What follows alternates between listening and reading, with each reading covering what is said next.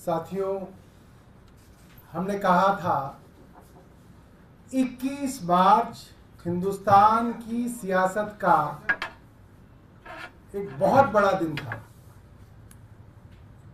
और 21 तारीख से चीजें बदलनी शुरू हुई। आज 2 अप्रैल को मंगलवार के दिन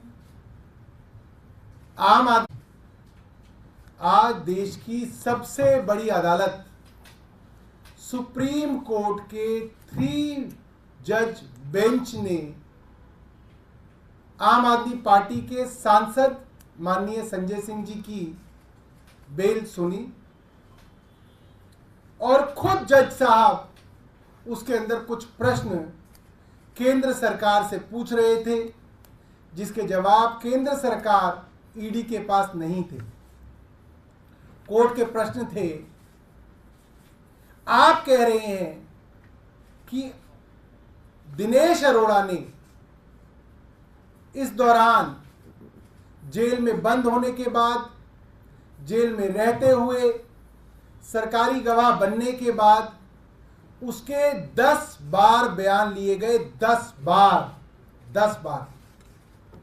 उन 10 बयानों में संजय सिंह जी के बारे में कोई बात नहीं कही गई। 10 बार के बयानों में।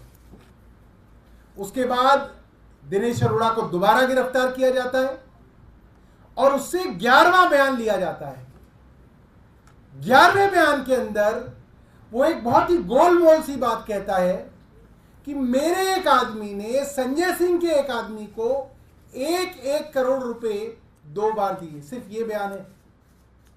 उसका जो आदमी है उसकी कोई गवाही नहीं, संजय सिंह जी का जो आदमी है उसकी कोई गवाही नहीं।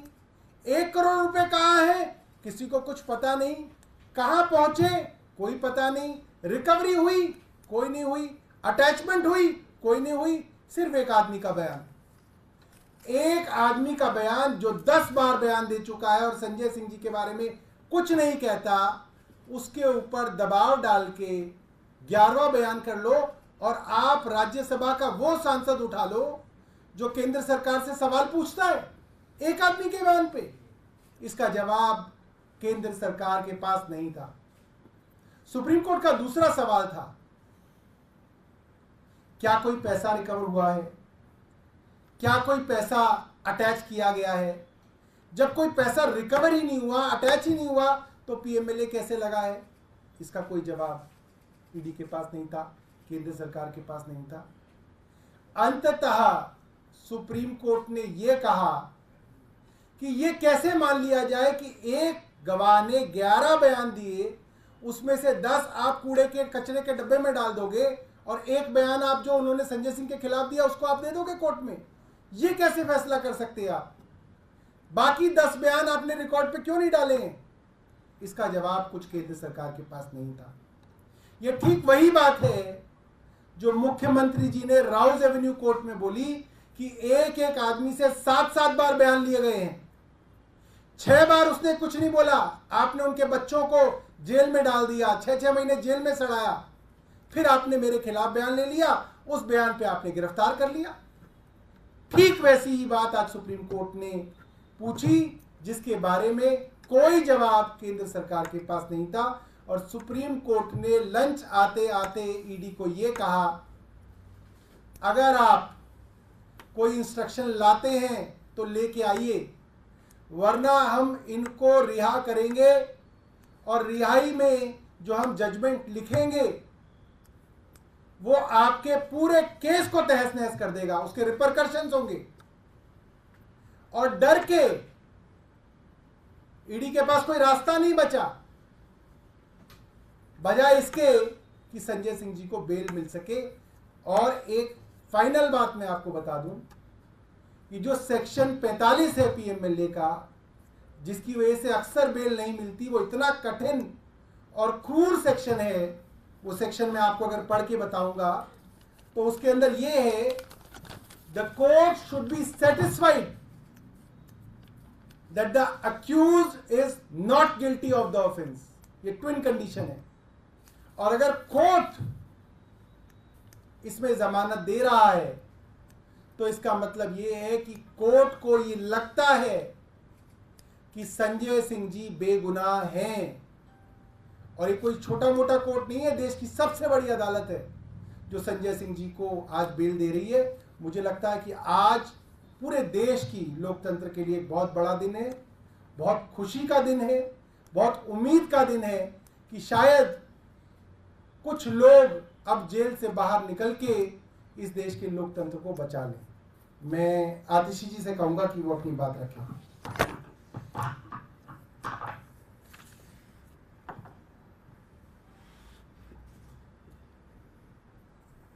आज संजय सिंह जी की जमानत ने साबित कर दिया कि आखिरकार जीत सत्य की ही होती है।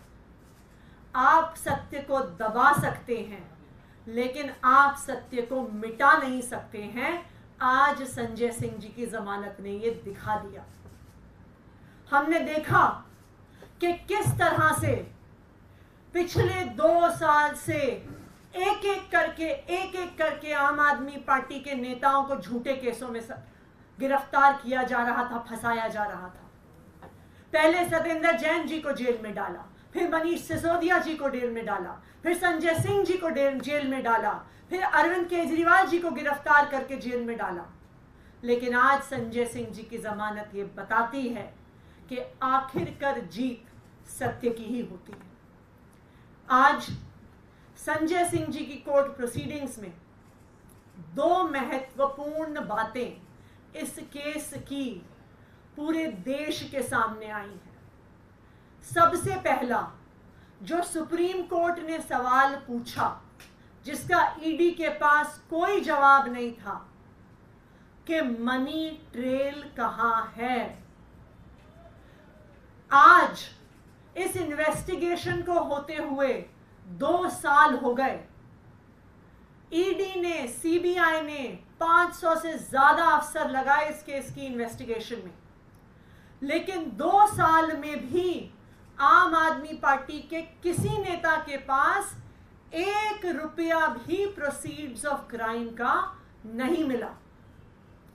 तो आज जब कोर्ट में पूछा गया कि पैसा कहां है, मनी ट्रेल कहां है, प्रोसीड्स ऑफ क्राइम कहां है, तो ईडी का कोई जवाब नहीं था इस सवाल को लेकर। दूसरी महत्वपूर्ण चीज, जो ईडी का सारा केस है जिसके तहत संजय सिंह जी को गिरफ्तार किया, मनीष सिसोदिया जी को गिरफ्तार किया, दिल्ली के मुख्यमंत्री अरविंद केजरीवाल जी को गिरफ्तार किया, सिर्फ और सिर्फ अप्रूवर्स के बयान के आधार पर है।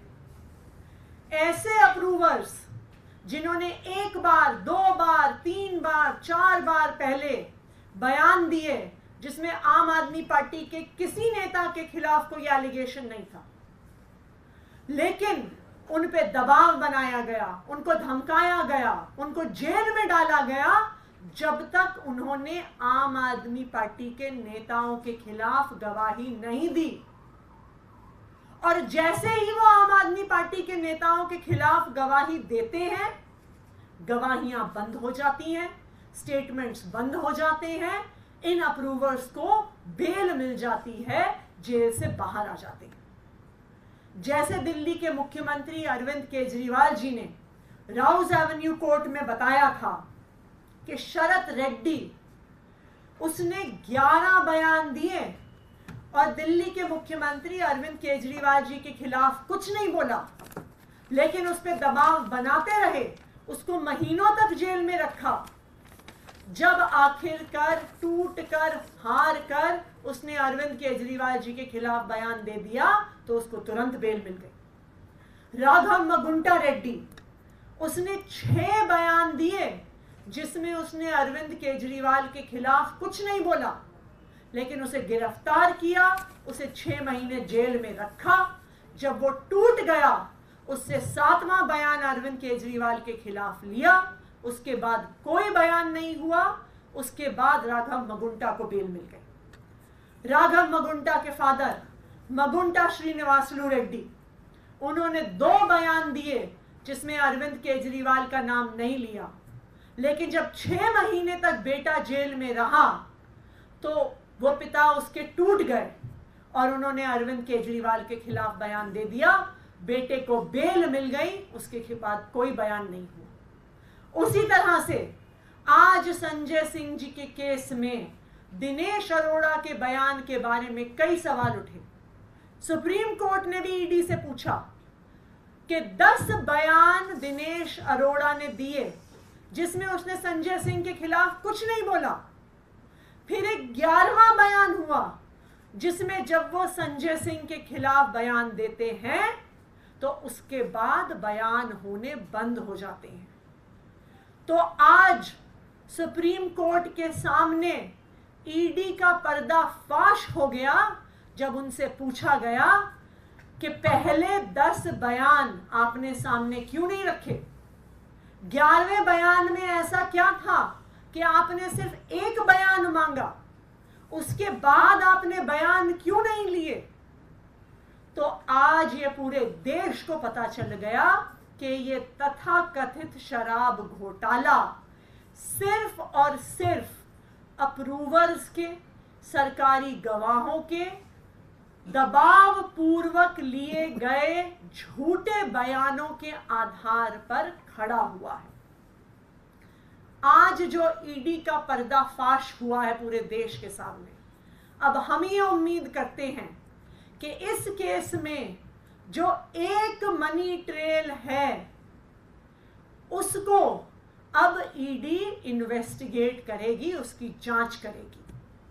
जो शराब कारोबारी शरद चंद्र रेड्डी ने 55 करोड़ रुपया भारतीय जनता पार्टी को दिया, जो इस केस की इकलौती एस्टैब्लिश्ड मनी ट्रेल है, उसकी ईडी जांच करेगी। उस पे ईडी अपनी एफआईआर फाइल करेगी, भारतीय जनता पार्टी को आरोपी बनाएगी और भारतीय जनता पार्टी के राष्ट्रीय अध्यक्ष को गिरफ्तार करेगी और उनसे पूछताछ करेगी, क्योंकि मनी ट्रेल अगर इस पूरे केस में कोई है तो वो शराब कारोबारी शरद रेड्डी से भारतीय जनता पार्टी तक है। अब मैं माइक जैस्मिन जी को दूंगी कि वो अपनी बात रखें।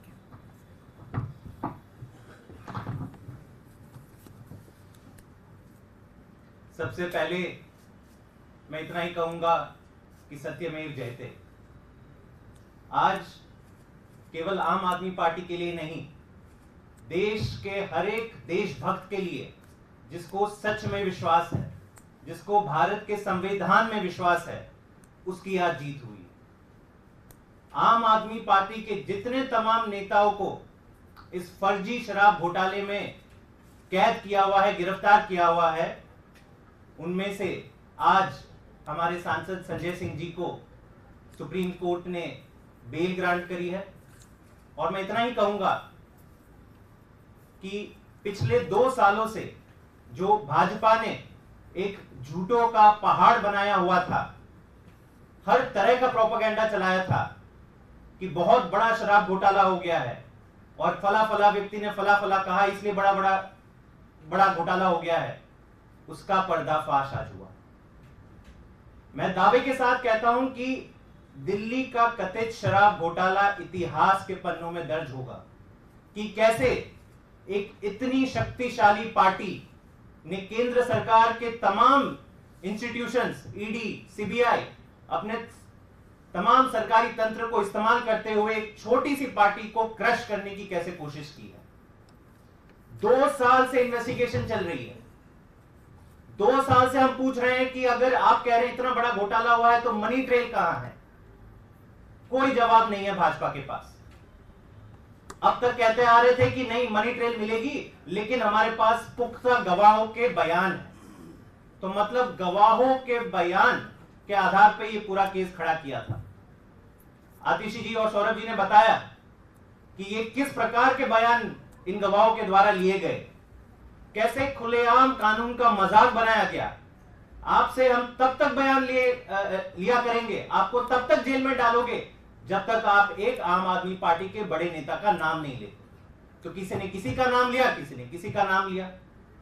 कई विटनेसेस तो खुद कोर्ट में जाके बोल चुके हैं कि हमें डराया जा रहा है, हमको धमकाया जा रहा है, किसी के तो कान के पर्दे फट गए हैं, खून बहा है, हमारे परिवार को भी प्रेशर किया जा रहा है। ये सारी चीज विटनेसेस ने खुद कोर्ट के सामने रखी है और यही सारी चीजों को ध्यान में रखकर आज का ऐतिहासिक निर्णय माननीय सुप्रीम कोर्ट ने लिया है। अब जब से ये निकल के आया है पिछले कई दिनों से, एक एक करके सारे बयान इनके जो फर्जी निकले हैं, तो इसका जवाब भाजपा के पास नहीं। हम हर दिन उनके नेताओं के बयान सुनते हैं। पहले कहते थे नहीं इतने हमारे पास सरकारी गवाहों के बयान है, पिछले कुछ दिनों से उनका रुख बदल गया। जब आप उनको पूछते हो कि शरद रेड्डी का क्या मतलब है, उसके 55 करोड़ का क्या एक्सप्लेनेशन है, तो चुप हो जाते हैं पूरी तरह से वाजपेयी। जब हम पूछते हैं कि मगुंटा रेड्डी जिनके बयान पे आपने अरविंद केजरीवाल जी को अंदर कर दिया, उसको एनडीए का टिकट कैसे दे दिया, वो मोदी जी का पोस्टर लगा के प्रचार कर रहे हैं लोकसभा चुनाव में, और उनके बयान के आधार पर आपने एक सिटिंग मुख्यमंत्री को अंदर बंद कर दिया, तो चुप हो जाते हैं वाजपेयी। जवाब केवल एक आता है, अरे भाई साहब ये सारे तर्क देने हैं तो कोर्ट में दीजिए ना, कोर्ट से आपको बेल क्यों नहीं मिल रही। मतलब जवाब कुछ नहीं है उनके पास, केवल ये कहते हैं कि नहीं कोर्ट से बेल नहीं मिली मतलब आप लोग दोषी हो। आज जब ये सारी सुनवाई सुप्रीम कोर्ट में हुई और आज जो डिसीजन आया, मेरे ख्याल से आज भाजपा को, देश को जवाब देना चाहिए कि क्या मजाक बना दिया है आपने पूरे देश का, देश के कानूनी व्यवस्था का। पूरा का पूरा फर्जी केस आपने एक पार्टी के तमाम शीर्ष नेतृत्व को अंदर बंद कर दिया, उल्टा धमकी दे रहे हैं। आतिशी जी को धमकी आई है, सौरभ भारद्वाज जी को धमकी आई है, दुर्गेश पाठक, राघव चड्ढा कह रहे हैं कि अब दूसरी और तीसरी पंक्ति के नेताओं को भी जेल में डाल देंगे। गजब की तानाशाही है। मेरे ख्याल से आज देश की जनता, देश के हर एक देशभक्त को गर्व होना चाहिए कि भारत की कानून व्यवस्था और संविधान ने सच का साथ रखा है, और कुछ ही दिनों की बात है कि ये पूरा का पूरा जो मैं कह रहा हूं कि झूठों का पहाड़ बना है, वो पूरी तरह से बिखर जाएगा।